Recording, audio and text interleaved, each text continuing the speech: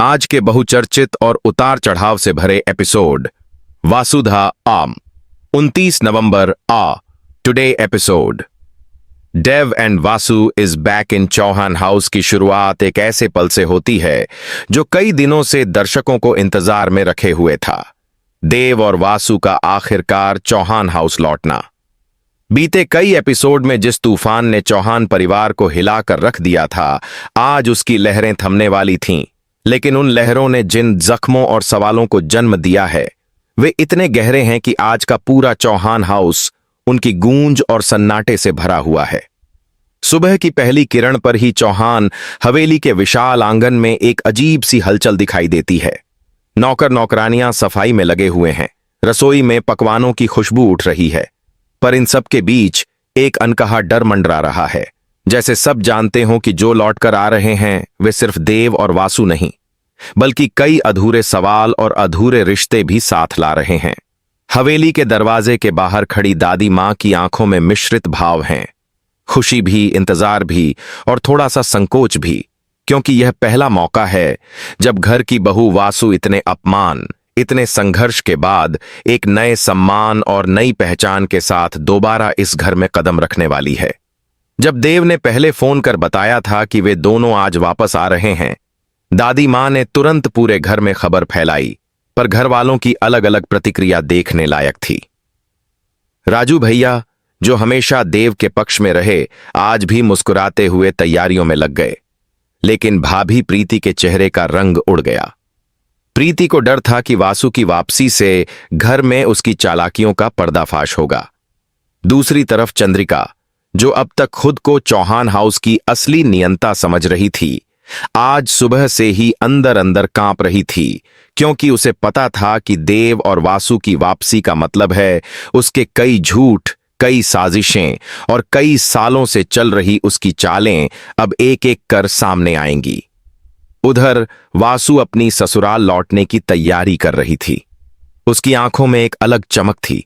वह वही पुरानी मासूम वासु नहीं थी जिसे चंद्रिका ने कई बार अपमानित किया, कई बार घर से निकालने की कोशिश की। आज वह साहस, आत्मविश्वास और सम्मान से भरी वासुधा चौहान थी। देव उसके पास खड़े उसे देखकर मुस्कुराते हुए बोले, घर तो हमारा है वासु, पर आज लगता है कि हम दोनों पहली बार जाने वाले हैं जैसे। वासु ने हल्की मुस्कान के साथ कहा, हां, पर फर्क इतना है कि इस बार मैं किसी के सामने झुककर नहीं, बल्कि सिर उठाकर अंदर जाऊंगी। देव ने उसका हाथ थामा और दोनों कार में बैठकर चौहान हवेली की ओर निकल पड़े। रास्ते भर देव ने वासु का हाथ कभी छोड़ा नहीं, जैसे वह किसी डर को अपनी उंगलियों में कैद कर लेना चाहता हो। जब कार चौहान हाउस के गेट पर पहुंची, दादी मां की आंखें नम हो गईं। हवेली के नौकरों ने दरवाजा खोला और जैसे ही देव और वासु ने कदम बाहर रखा, हवा में एक भारी सी खामोशी फैल गई।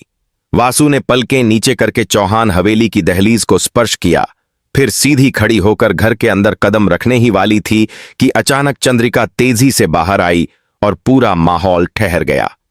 चंद्रिका, जो अब तक खुद को घर की रानी समझती थी, बिल्कुल स्तब्ध सी नकली मुस्कान बनाती हुई बोली, अरे वासु बेटा, तुम दोनों आ गए। घर तो तुम्हारे बिना सूना था। यह बोलते हुए उसकी आवाज कांप रही थी, क्योंकि वह जानती थी कि वासु उसकी नकली मिठास को पहचान चुकी है। वासु ने शांत और दृढ़ स्वर में कहा, हां, घर तो खाली था, लेकिन वजह हम नहीं थे, बल्कि घर से सच का जाना था। अब हम वापस आए हैं, और सच भी। चंद्रिका की आंखें फैल गईं, पर उससे पहले कि वह कुछ कहती, दादी मां वासु के पास आईं और उसे गले लगा लिया। दादी मां ने रोते हुए कहा, बहुत तंग किया ना तुम्हें इस घर ने, पर अब सब ठीक होगा। वासु बोली, दादी, मैं कोई शिकायत लेकर नहीं आई, बस सच और इंसाफ लेकर आई हूं।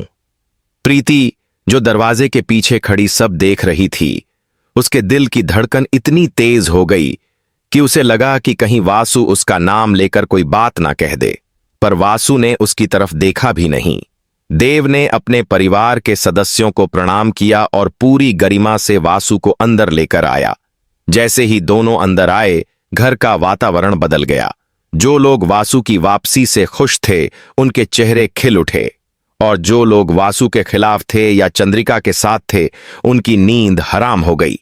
राजू भैया ने देव को गले लगाते हुए कहा, बहुत दिनों बाद घर की रौनक लौटी है।